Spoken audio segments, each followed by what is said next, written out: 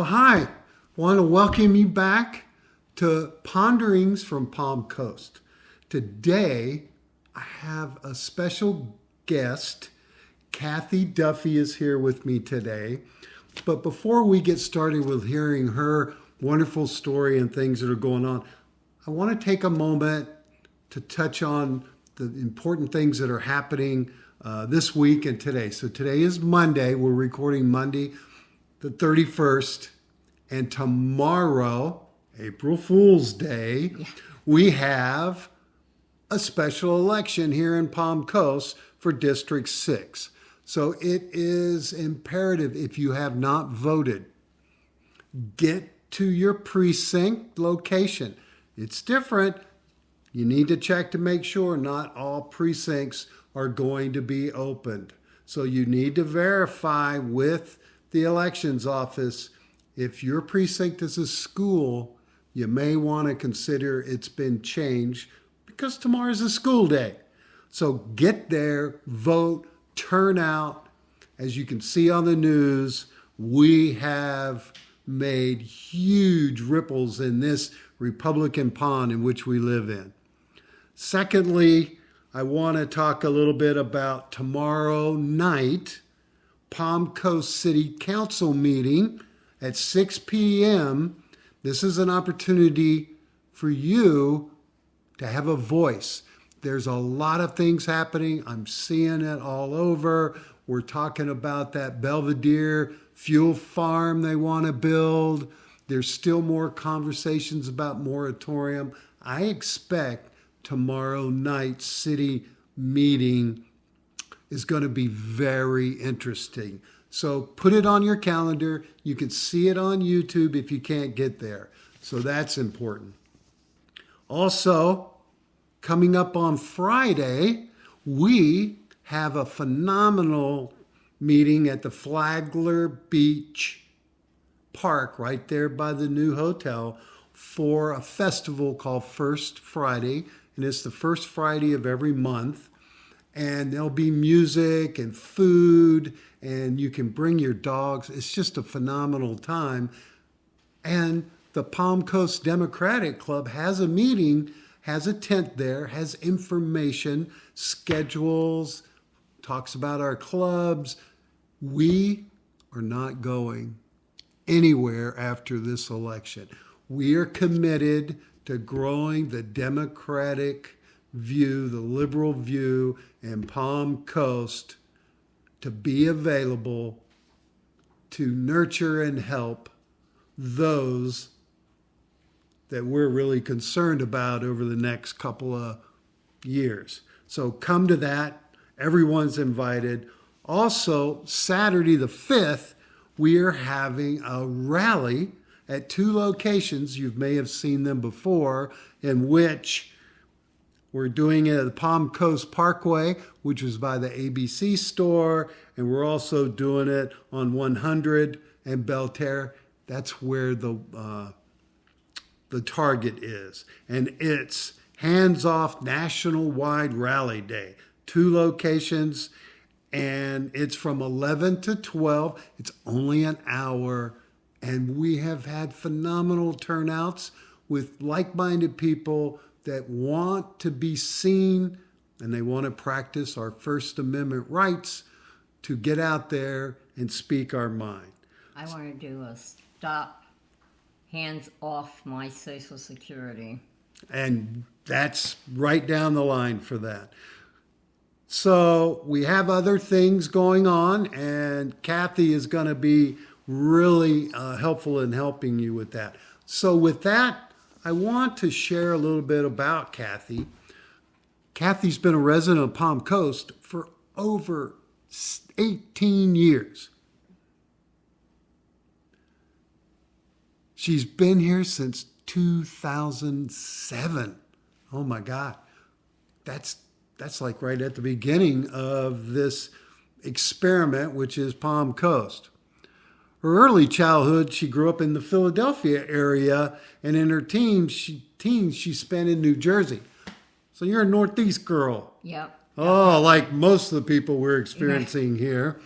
She went on to get her master's degree in library science. You're a true, oh my God, librarian, Yep. huh? Yes, Oh I my am. God. The stories my librarians could tell you when I was in school. And she went to Emory University in Atlanta, Georgia. Wow, you've been just educating yourself forever. She's lived and worked in Bridgeton and Cape May and the courthouse in London and London, England. Yep. Oh, that's a story.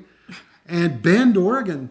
I'm from the Gorgeous. Northwest, Gorgeous. so you have a lot of miles on them shoes, Yes, huh? yeah. That is amazing. I've been to all but 8 of the states at one time or another. That brings such a depth of experiences and conversations, and I've always felt that, like I've told the story, I spent 2 years in a motorhome traveling around the country. 2 years. Canada, Mexico, and all over the United States. And for me, it really broadened my view of what an American is. Yeah. Because I've seen Louisiana Americans, I've seen Arizona, Maine, Northwest. The Northwest, yeah. So, Even the Mississippi seems to be a great divide. The pace of life on the east side, it's like 3 times as fast as the west side. right. Yeah. Well, and I found, and again, this was I got off the road in 2019 during that winter due to COVID. All the RV parks closed and forced us off the road.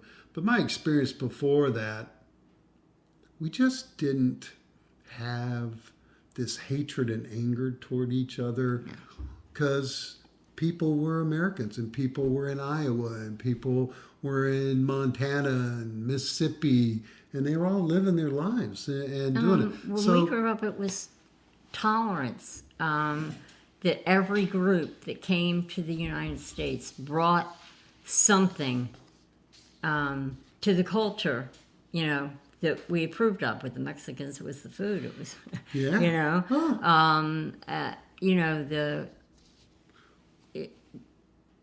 The Italians, the Irish. I mean, everybody brought something to the table, and now groups are being separated and penalized. They're trying to divide the blacks by going after the Haitians. That's what all that eating the pet thing in Right. Ohio is about. Well, we are a melting pot, and also, when did an immigrant become a bad word? Yeah. When did sharing your cultural background and how you were, and whether you're in German, or I said Irish, or whatever, was an issue. But Kathy, thank you so much for coming. I've been excited for a while to get you here, and so what's really has impressed me over listening to you speak at other events is your personal experiences and what's happening today. So I know you have a lot to say, and I want you to share. Tell us a little bit about yourself. I started as a children's librarian. I was given programming at the main library in Cape May. Was my first big library. I worked at the Bridgeton Library, but I was a library assistant. I shelved books, I checked out books, and I went off to graduate school. It took me 7 years to get my bachelor's, but eventually we got there. And I loved working with the children. Then they gave me programming, and I did it for everybody. I went to nursing homes in the morning, and in the afternoon I would do programs for the young adults, and in the evenings I did programs for the, so it was a constant. I went out to went to migrant farms and told, stories with someone that told in Spanish, so I would do for the children.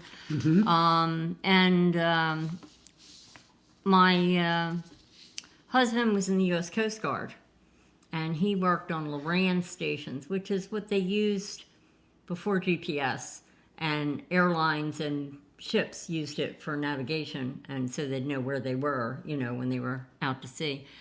And he upgraded the software for all the ones in Europe, so we were stationed in London, England for a while. So that was an experience. Wow. I was a war protester during Vietnam and women's marches and all that stuff. So I didn't take real well to being classified as a dependent when I always made more money than my husband. And the military culture was a bit problematic for me. It didn't matter what you did, it was what your husband did. So I had issues with this.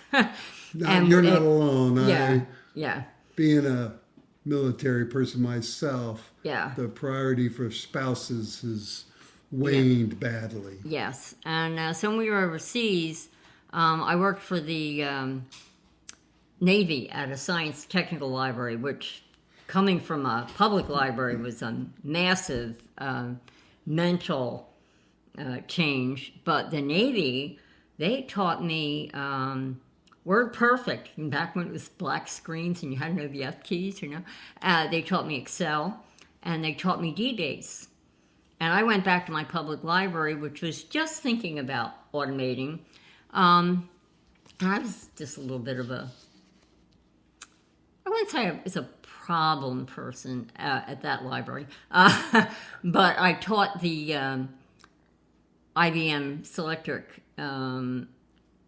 typewriters, the one in the main office, to play da da da da da da da da da da da da da. So they gave me the computer project. Showed a little skill there. Yeah. So I wound up taking Microsoft classes and learning the library software, which is very specific software. I had to go out to Utah to learn that. And I had a barcode, 5 branches, learned how to add memory to things like routers. It was exciting. And then I had one of those, they like to call them midlife wake-up calls. And I went out west. My doctor told me if I stayed where I was, I'd be dead in 5 years. So I went and looked for libraries. I'd been out west a couple of times. I had a Girl Scout troop, and I took them out to the National Girl Scout Center, which at the time was in Wyoming. Unfortunately, they had to sell it. And I knew the pace of life out there was different. I loved it. I didn't want to come back when I went out there. I called home and said, sell my stuff, send me the money. I'll send the girls back on the plane. Is this in Wyoming you were in? Yeah. Oh, I didn't want to. You love the winters in Wyoming? Well, Woo! Yeah. I just... Well, that's right. You're a Northeast girls. Winters are... Yeah, so I loved it. I did not want to come back. So when I had an opportunity, my husband was retiring. He'd put his 20 years in. We went... I went to Washington State. I went to Iowa, the capital of Iowa. I went all over Texas interviewing. And I went to Bend, Oregon. And I got off the plane and I was like, oh my God, this is beautiful. And I was like, I don't care what they offer me, this is it. And I always looked at restaurants and supermarkets and rentals, because when you lived overseas, you know how important food is. If you can't get your favorite food after something we a couple miss of here weeks, in Palm Coast, by the way. Yeah. And so I had this list of things that I checked. I didn't do any of it. I took the ski lift up to Mount Bachelor. I went up 84 and went to Multnomah Springs, and took along that road. There were like 7 different waterfalls. Oh, it was so exquisite. And they offered me the job. I said, I'll take it. And my husband, when I called him on the phone, he's like, "You sound like you're taking a vacation. You know, do you check the rentals?" And I'm like, "I don't care what they are." He's like, "What do you mean you don't care?" I said, "I don't care. They offered me the job. I'm taking it." And they offered me the job, and I said, "I'll take it." And they said, "When can you start?" I said, 2 weeks. I flew back, got my stuff, filled my car up to the brim, sent it in a carrier, flew back. And threw your husband in the car and Well, drove he out. had, no, he had to stay and sell the house. Oh, right. Yeah, he had to right. stay and sell the house. But I loved it out there. It was absolutely beautiful. Bend is a special place. Yeah, but boy, they've had the kind of growth that we've had. And It's they a very didn't do anything touristy- about the roads, which No. is where we're headed, by the way. I went back and couldn't believe, How big it's gotten. yeah, and the traffic And the was prices. It's become unbelievable. so I expensive. know, we should have held on to that house, man. Because I had a mountain view of everything but Mount Hood. I could see all the Cascade Mountains from my house. It was gorgeous. And the politics there are pretty good, too. Yes, absolutely. And the big library supporters out there. And Well, that's great. So, as someone that's been involved with the library and in that field for 30 years, best job in the world. Absolutely best job in the world. you obviously are exposed to, my wife will hate this, a plethora of various sources of information, Yeah. from National Geographics to any kind of magazine and whatever. And databases. What kind of sources are you relying on now? I still get from all the major publishers. I never unsubscribed, so I always know what the new things are that are coming out.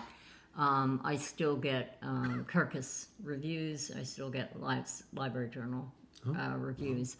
And I keep a to-be read list. I think I'd have to be 120 at this point, and I'm still adding books to it, so I'm never going to get to them all. Have you noticed, or do you sense that over the last few years, a large majority of the new books and bios and things that come out are all political in nature? There are a lot more of them today, I find. Or, it's sort of like when you buy a certain kind of car and the next thing you know, every other car on the road is the same, or it's the same color. They're everywhere and you never noticed them before. I think because the politics in Florida, and what started to happen nationally, I decided that I couldn't sit on the sidelines anymore. I marched, back in the day, and after Roe versus Wade, I realized that I had to get my butt back out there again, and I started getting active in politics again. So It's an easy place to fall into. Plenty Yes. of opportunity and things going on. yeah, and I have found that the group here in Palm Coast has been really wonderful, absolutely wonderful. So you're talking about the Blue Forum Yes, group on yes. Fridays? Blue Forum had kept me from losing my mind. So for you, if you don't know, at the Democratic office at City Center, we have a fully funded Democratic office. At Marketplace. Above the pool hall. On Fridays, we have an open forum where anybody's invited to come in, and we do kind of a round table discussion of things that are impactful and important and things that people are experiencing from. And what's upset you that was in the news, it's my therapy session, and it's a lot cheaper. Well, I know you've had some serious experiences just personally with things that are going on. You want to share with us a little bit about that? There are a couple things. Some of them, the museum and libraries have been zeroed out of the federal budget. And this is going to affect things like the Smithsonian Institution, which has always been free to the public. And the design for the Women's History Museum, for which I had great hopes, does not look currently like it's going to be built, which is, it's been years in the planning, so this is very upsetting. But I suppose they want to protect us. And the African American Museum, evidently they want to alter some of the exhibits because, God forbid we should give them credit for the things that they've contributed. So I'm very upset about that. And libraries, the state libraries, got their money from the federal government, and they used that to negotiate with publishers and actually jobbers. The publishers all sell to jobbers, the jobbers sell to bookstores and libraries, so they're like a middle person. They would negotiate to get cheaper rates for libraries. And they also did it for magazines and newspapers and stuff like that for the databases so that you can go on and see the article in the Atlantic, through your library. And that money for that's going to go away, which means that the libraries are going to have to cut back their services, and the things that they offer are going to cost more. Things like audiobooks, those contracts. It's just going to be a lot more expensive, so a cutback in services. I think that's what I'm seeing is, and it drives me nuts, and as a veteran and as a surviving veteran's spouse, the game they're playing, just like what you described with the library, is when the Trump administration says they're not going to touch Social Security and Medicare, that's misleading. Yeah. Because I challenge you today, if you're on Social Security, find the 1-800 number, call it, and find out how long it takes for you to get through. I Googled the other day, the closest Social Security office to us here in Palm Coast is in Palatka, 40 minutes away. So they're going to close the one that says in St. Augustine. Yes. Yeah. So just like with the control of information with the libraries, instead of coming straight out and going, we're going to regulate and control the type of information, and this is my opinion, we're just going to control and restrict where you can find it, serving the same purpose. Yeah. I have a neighbor who is retired and moved here from North Carolina. Right after she got here, her husband died. And all of the crap that you have to go through. The death certificates, you have to show it everywhere. It's a hassle. It's even if you are on everything, if you're on the mortgage, if you're on the title of the car, it's still an incredible hassle.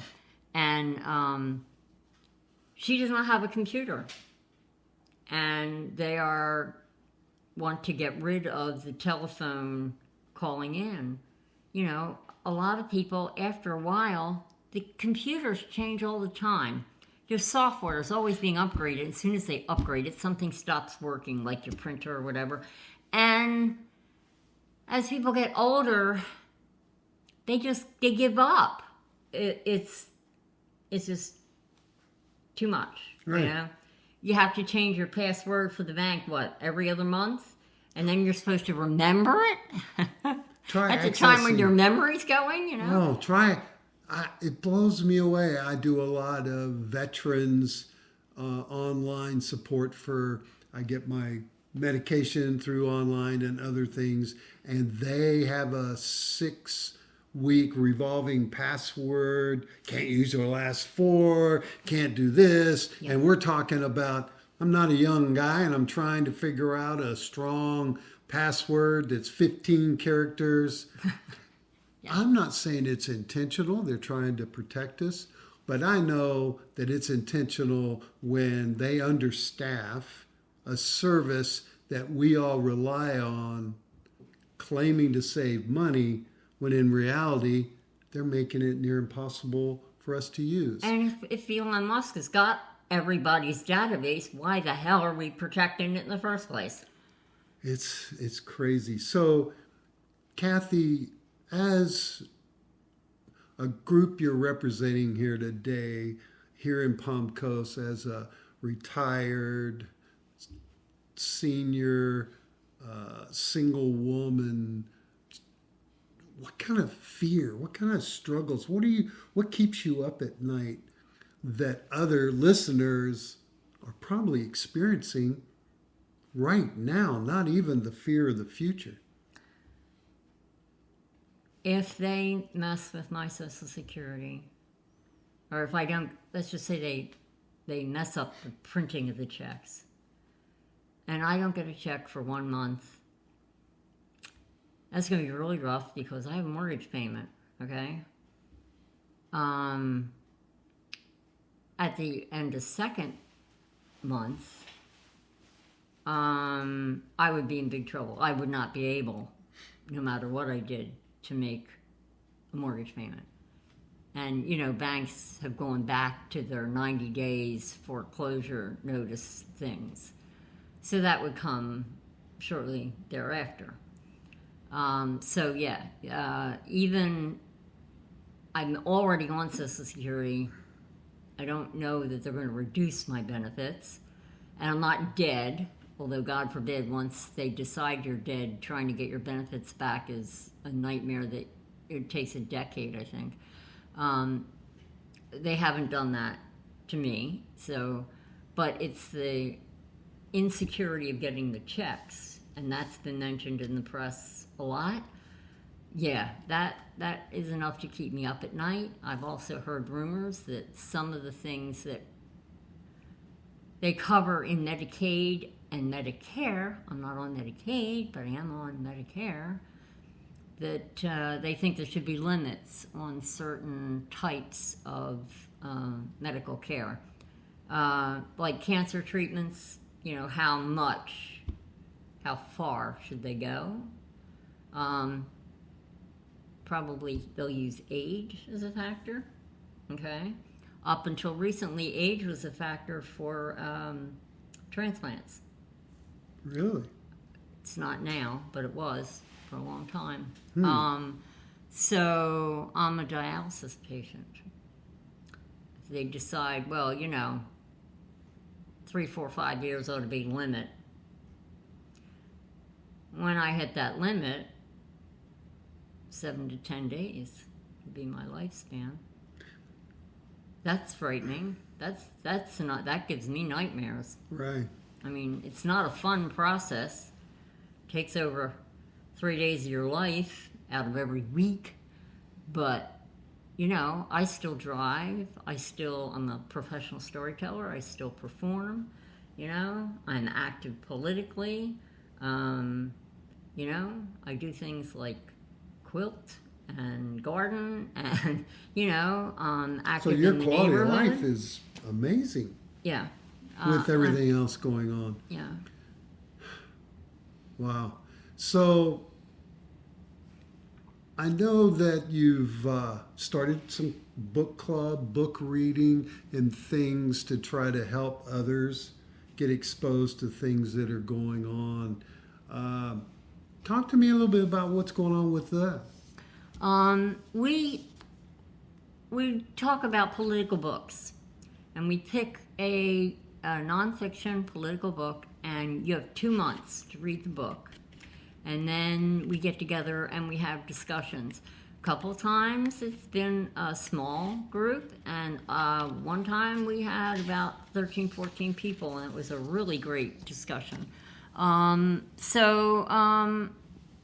We talk, the next book we're doing is, it's about the working homeless, and it's by, This is the last one I had on the list. Goldstone. There it is. Brian Goldstone. His name went away. And it's called There's No Place for Us. And the working homeless is a growing population. It's almost more than single homeless people. And they follow 5 families in the Atlanta area. And on one of the podcasts that I've listened to, they interviewed this author, and he was talking about this woman, and she had 3 kids, and she was working 2 part-time jobs and trying to keep the kids in school. They had lost their housing, so she spent every morning trying to arrange housing, someplace for them to sleep that night at a shelter that would take families. And if she and plus working, okay, and then if she couldn't, they would sleep in the car, and to be very careful for that, because if they catch you doing that, they take your children away from you. And that she would have to get the kids dressed so that they look like, you're not sleeping in the car, okay? Get them to school on time. Make sure the kids understand they can't talk about that, or they would take you away from mommy, Mm-hmm. And this went on for months. I can't imagine that woman's mental and emotional state after the end of a week, let alone months. And this is not unusual. I mean, they traveled with 5 families documenting this. And it's not just in Atlanta. It's all over this country, and yes, it is here in Palm Coast. Yeah,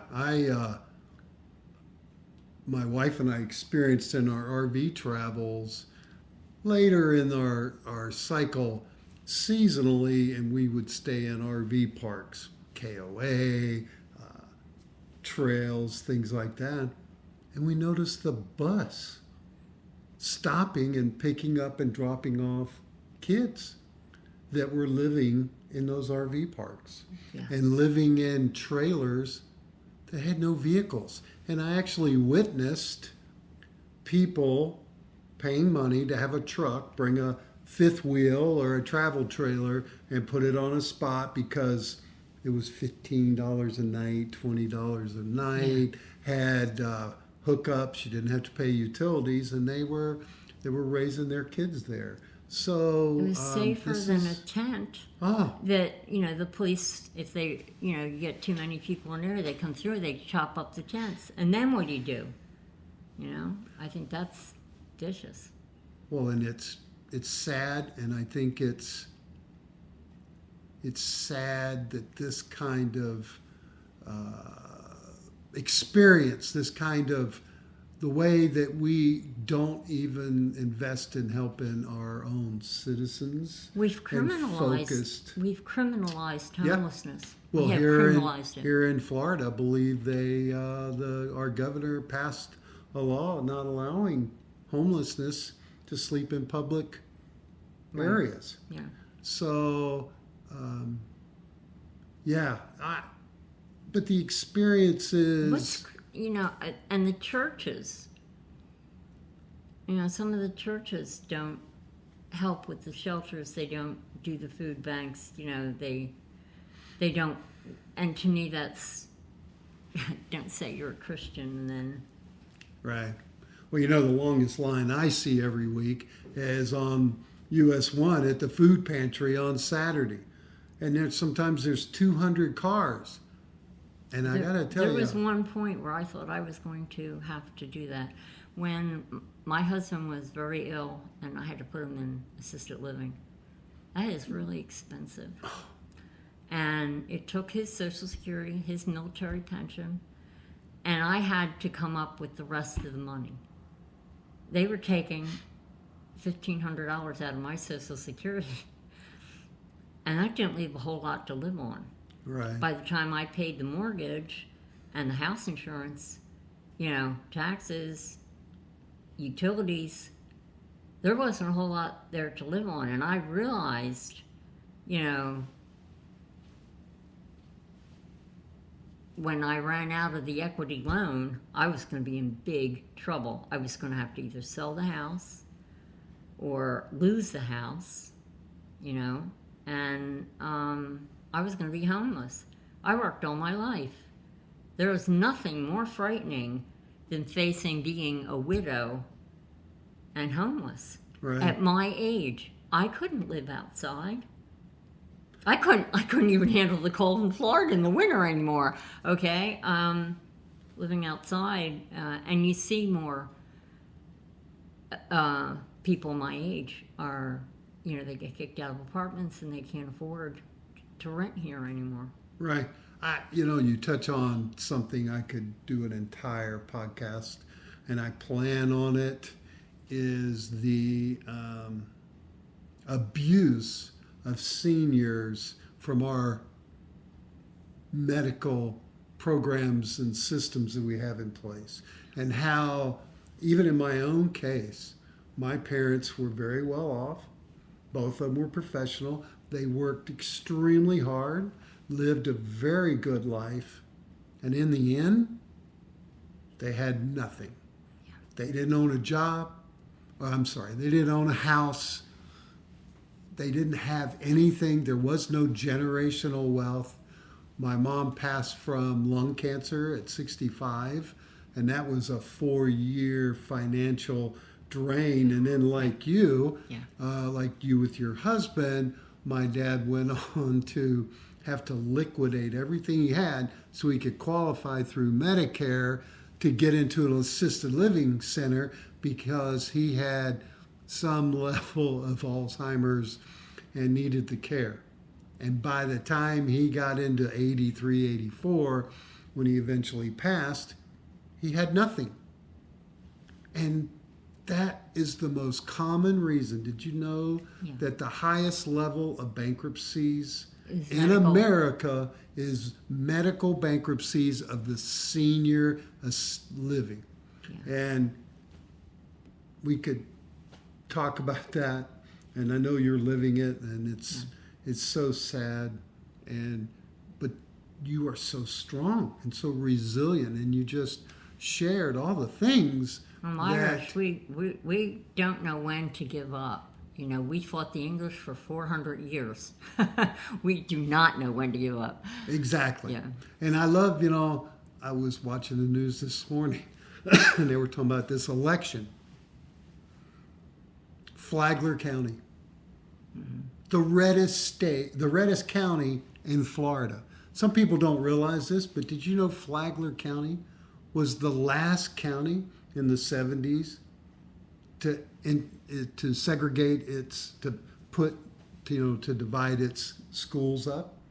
And Florida was the last state in the states to follow that direction by the president. Integration. And Flagler County was the last one. And that's why the Trump administration says, we're going to pick Mike, because no way we're going to just easy pick in 30-point spread. We'll pick somebody. They'll get elected like that. It's not really turning out that way. People are really concerned. He has a bad reputation.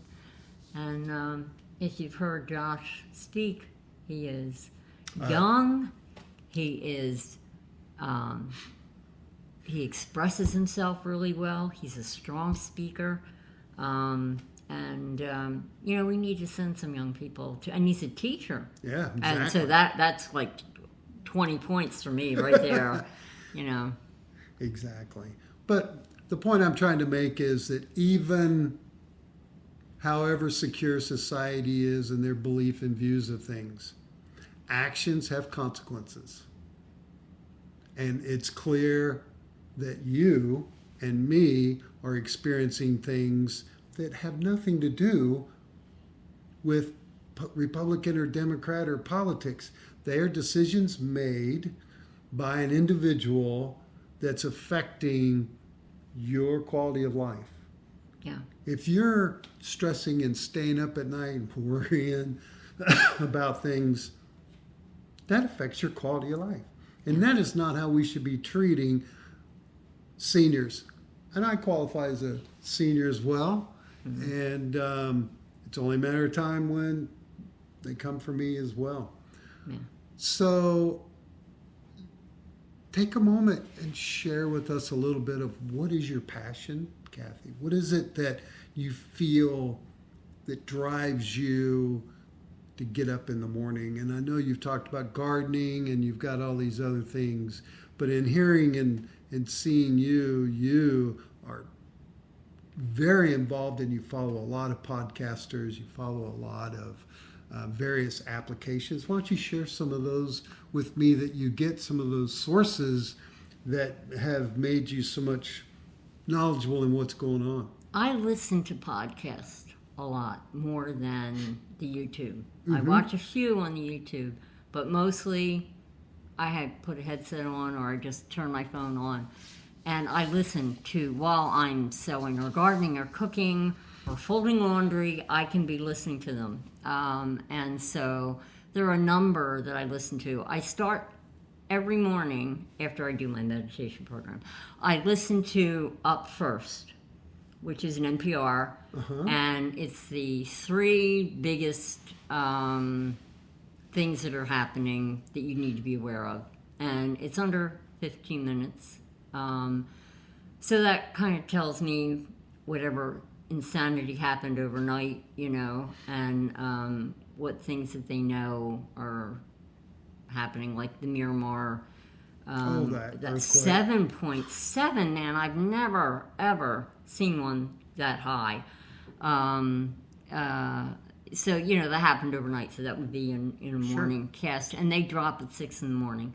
I also listen to Consider This, which drops in the afternoon. It looks at one topic, and it's also 15, 20 minutes, but it's on a single topic. And that's on NPR as well? That's an NPR. What do you think of them going after NPR's funding?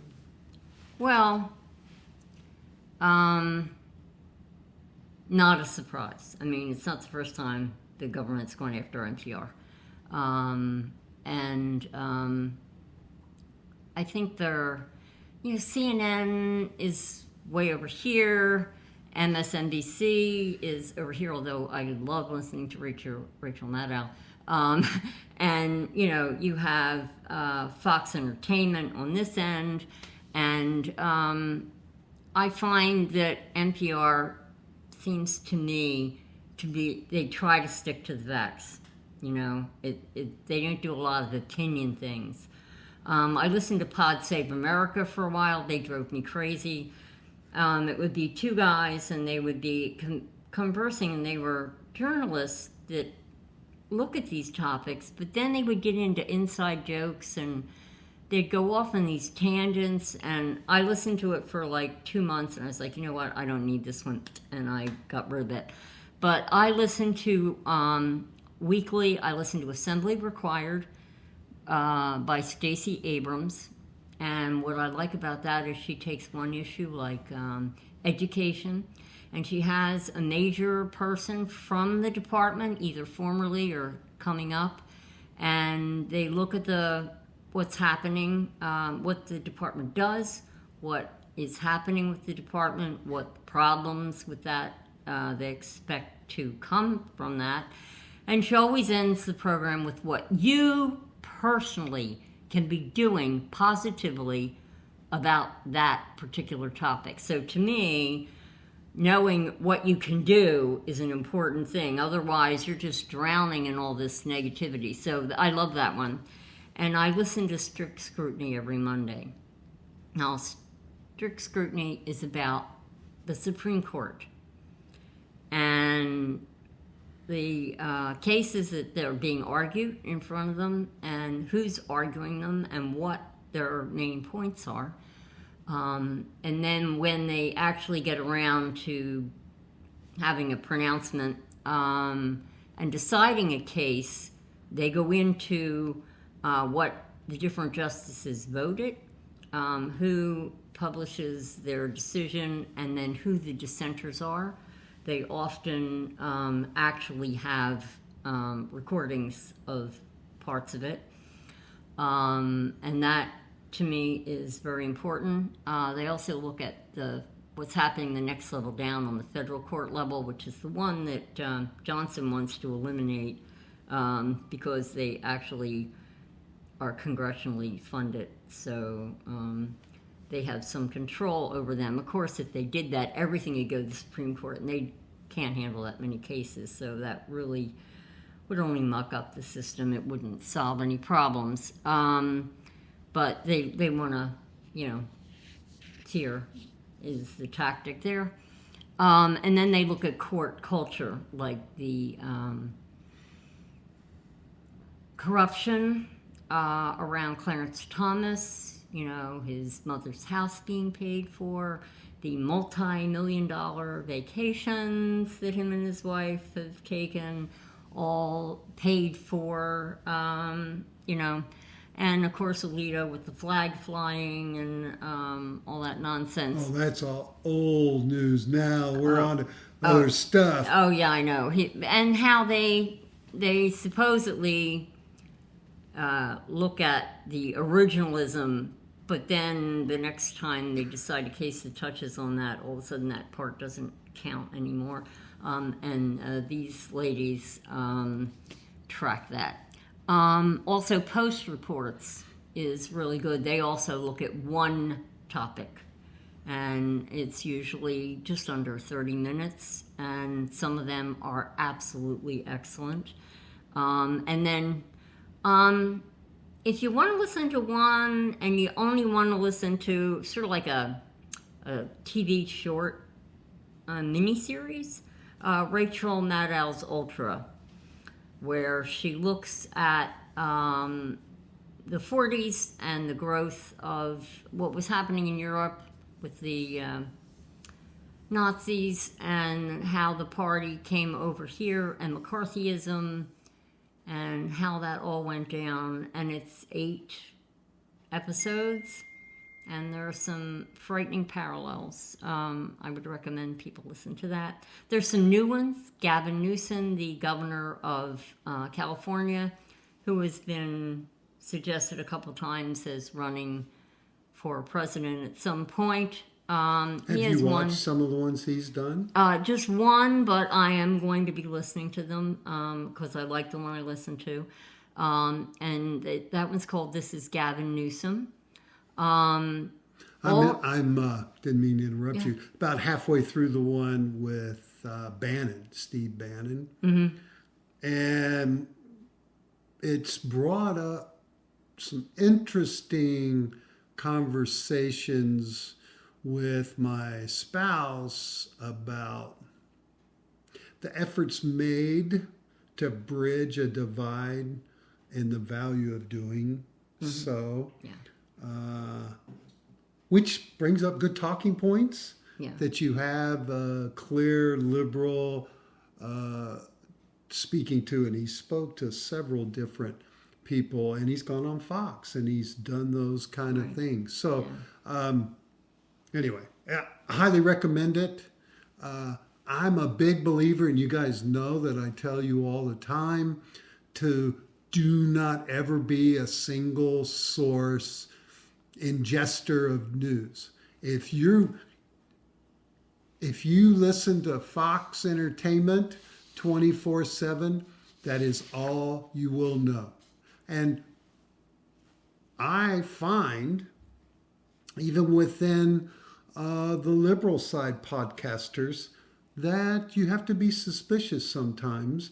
You have to verify and find out that is this their opinion, or are they sharing truth. And that's another reason why I really loved Rachel Maddow's storyline on history, because I'm a big believer, and as a librarian, I'm sure you know that, if we don't learn, history will repeat itself. Yeah. And guess what? It's repeating itself because we're being fooled. So I'm sorry for interrupting, but I did like to, I am trying to get into Gavin Newsom and be open-minded. The last book that the book group did, the one that we just finished, was called The Puppeteers. and it's about the people who control America. And it's by Jason Chaffetz, and he's a far right politician. And a couple of people were perturbed at the book. He was a former congressman, and it explained to me what they mean when they say woke. It explained why they hate DEI. I couldn't understand what a person could have against equality. I just could not wrap my brain around this. But it has to do with ESG, which is environmental, social justice, and governance. And that was what we decided at some point. We were going to evaluate companies so people who were investing money could invest in companies that were doing environmentally, because we're trying to lower the carbon footprint because of climate change, which of course Republicans hate climate change because of ESG. Because when we put that into effect and we started rating companies, guess what? The oil and gas and coal companies, they got really crappy scores because the oil companies were leaving oil wells and not capping them properly, and it was expelling methane gas and, all sorts of things.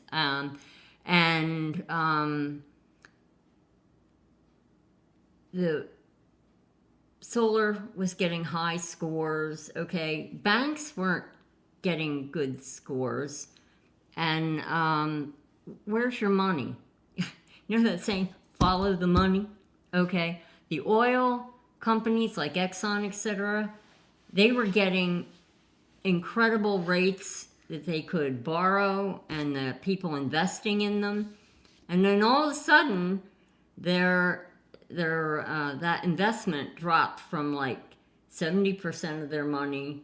Now they're down to 40% of their money. So they had less money to work with. So they had to try to get better scores. So now, instead of drilling, they had to use some of their money to cap some of those wells that were, spouting methane. But they also have social justice, and governance. They had to not just diversify their workforce. That wasn't hard to do, okay, because some of those jobs were nasty, dirty jobs anyway, so that part wasn't hard to do. But the governance part said you had to put some of those people on your boards. Okay, and when you started putting the women and the minorities on the board, well, they were worried about climate change. Okay, so they would insist on some changes in where the companies were going. Banks, okay, so where are those if you follow the money? Montana, Utah, Texas, Oklahoma, that belt right in there is where most of that money is coming from. And they're red states, huh? The red Interesting. states. And banks don't like the consumer protection agency that they've now eliminated. Right. Because they went after things like banking fees and stuff like that. So that was affecting the bank's profits because, some of those banking fees were like $35 and they want to raise them to $50, Now, if you have accidentally overdrawn your account, charging you another $50 is not helping anything, okay? And a lot of people couldn't afford it. But, so I understood then what they had against the Consumer Protection Agency, what, the problem was with DEI. People weren't real crazy about it, but it was only 280 pages, which is not large. Most fiction books are around 350. So 280 is not that big of a book. And I believe that one should keep your friends close and your enemies closer. I agree. I search out and talk to as many conservative Republicans or conservative thinking people as I can. at the chagrin of several friends of mine that ask me why I'm wasting my time. But you cannot speak to, understand, or address, or even talk to, and this is what Gavin Newsom's trying to do, to understand where they're thinking, where they're coming from. You were talking about DEI, I just saw, and we'll probably never know what their motivation is, but I just saw a really interesting fact came out of some probably liberal university, and it was saying today, 2025, in the 18-year-old community, so that's a generation, the white race is the smallest majority, behind Hispanics and blacks. That means that in their lifetime, I think the white community is going to need DEI to survive. I don't understand why they wanted to enforce these abortion bans when the highest percentage of abortions in this country were with minorities. Okay? So if what you're worried about is being overtaken, this didn't make a whole lot of sense to me. Okay? I call it linking the comments, attaching the things that, as you're just pointing out, one side of the conversation is this, but then they do this other side. And when they were all these extra children and the mothers that can't work because some of them already had 2 or 3 children at home, which is why they didn't want to have another child. Right. Now they're going to have to go on welfare. Okay? So in 2 years, they're going to be complaining about welfare because all these people are on welfare. And why are they on welfare? Because they have had kids that they can't afford. Well, DeSantis is fixing that problem. Oh, right. We're going to send the kids up to work. Right. So So the industries, the farming industries, and again, this is my opinion, the farming industries have gone to Tallahassee and complained about the loss of immigrants and the loss of this workforce. And so what did they decide? Well, we're just going to remove all the restrictions on our young people, and you can send your 10, 12-year-old out to pick strawberries and blueberries and whatever in the farm and come back to school the next day. And they can work in factories all night. That's right. Night shifts. So now, how much are they going to learn losing the next one day? workforce and gaining another, because I believe with welfare in Florida, you have to be aggressively trying to find a job. And so the restrictions that I see are just, as you like to point out. So Kathy, and what are your final thoughts? I have one more book I want to mention. Please, to people. please, take your time. Another book that we discussed that I thought was really worth reading was The Return of Great Powers, Russia, China, and the Next World War. They just picked this one in January, right after, the swearing in and the day of executive orders. And I was really unhappy about the choice of this book. I was like, oh my God, I'll be committing suicide if I have to read this thing, But I got it, and I got my hands on it. It was a New York Times bestseller. It was a New York Times notable book. It was a New York Times Book Review Editor's Choice. And I really did think it was going to send me into a depressive state. So I had planned to read it just while I was eating and a little bit at a time. And it went over, for instance, the Ukraine war. And it went over how it started and what we've learned fighting this war, and how that's the next thing that's going to be fought, how it's going to be different. So obviously the drone thing Yeah, warfare's completely changed. The tanks didn't do a whole bunch now, did they? He's sending hundreds of these tanks, which in World War II were a major, major weapon. Well, they turned out to be not such an important weapon Easy this time. target for the drones, I Exactly. believe, wasn't it? Yep. And so it talked about that war, but they were all done like TED Talks, okay? They were short. The longest piece was 3 pages. That was it. Most of them were 2 pages or a page and a half, okay? So it would go, what Russia was after, Ukraine, what they did, what we learned, so it was like boom, boom, boom. I really like that.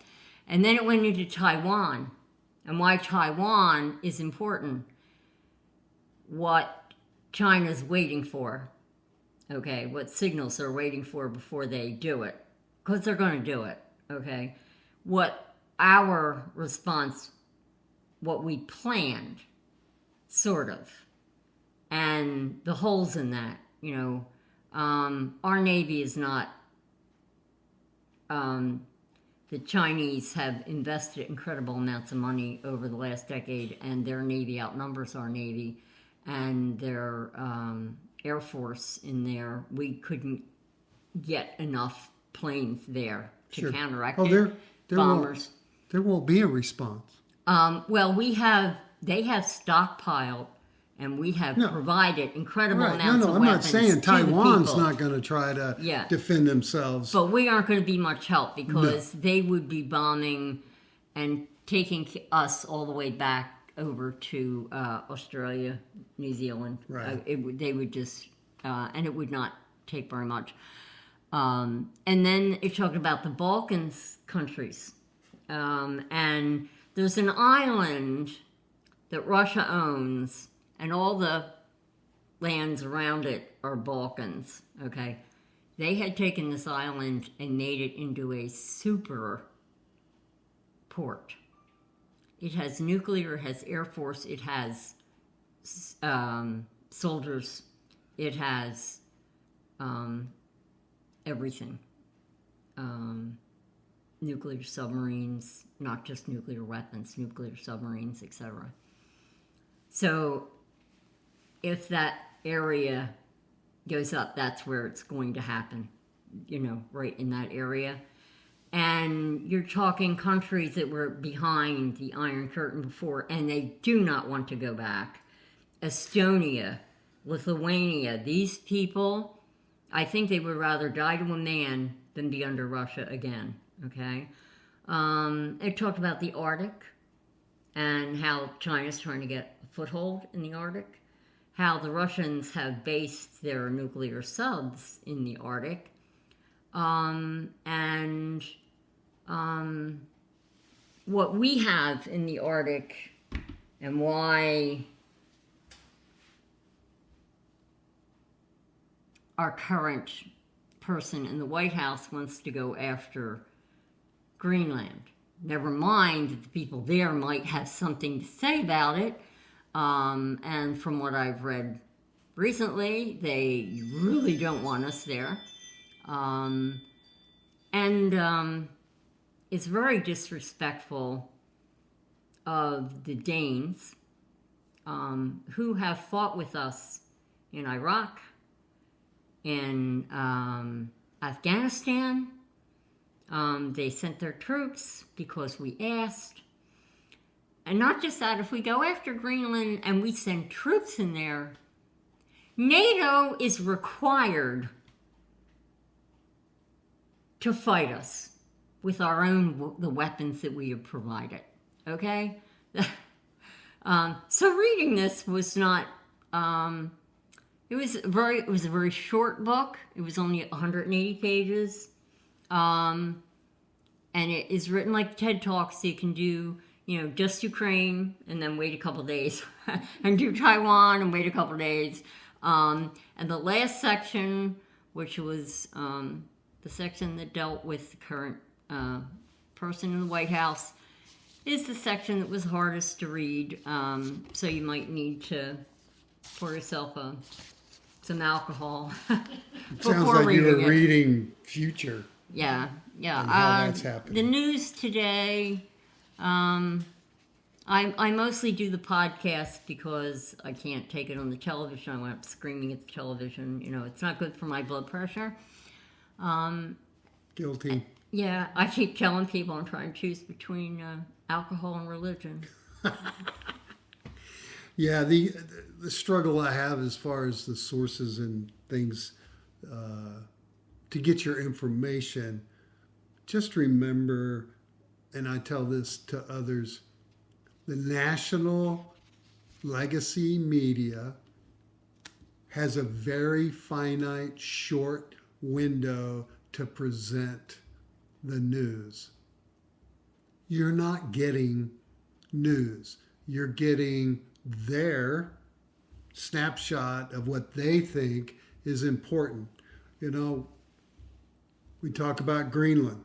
Mm-hmm. What's the difference between what Russia did in Ukraine with what we're talking about with Nothing. Nothing. There is no difference whatsoever. None. But people don't talk like that. Politicians don't have the ability to go, well, we just released all of the chat, that signal information where these highest of our level Senate approved cabinet members were on a social media talking about an attack. In real time. That's not how it's done. Well, We know that these things, and I heard the greatest conversations from some previous executive people that said, don't you remember seeing the pictures of when Osama bin Laden was attacked and others, and they were in the skiff in the war room watching it all together and record that? And no, these guys are in 8 places around the country texting each other about sending our pilots in harm's way to attack Yemen. And then they deny it. Yeah. And then they don't own it.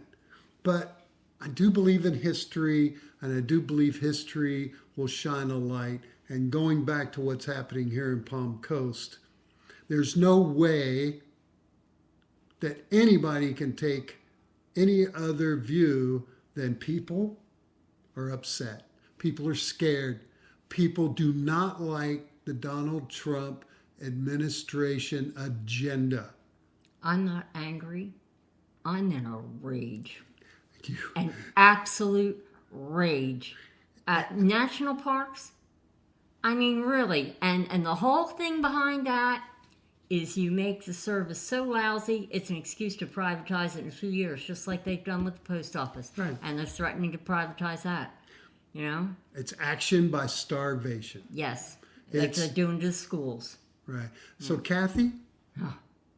man, it's so great to spend some time and talk to you and have you share some of the things that you're doing. We all need to find a way to participate. We need to find a way to be heard, whether you're voting tomorrow. We're at about 28%.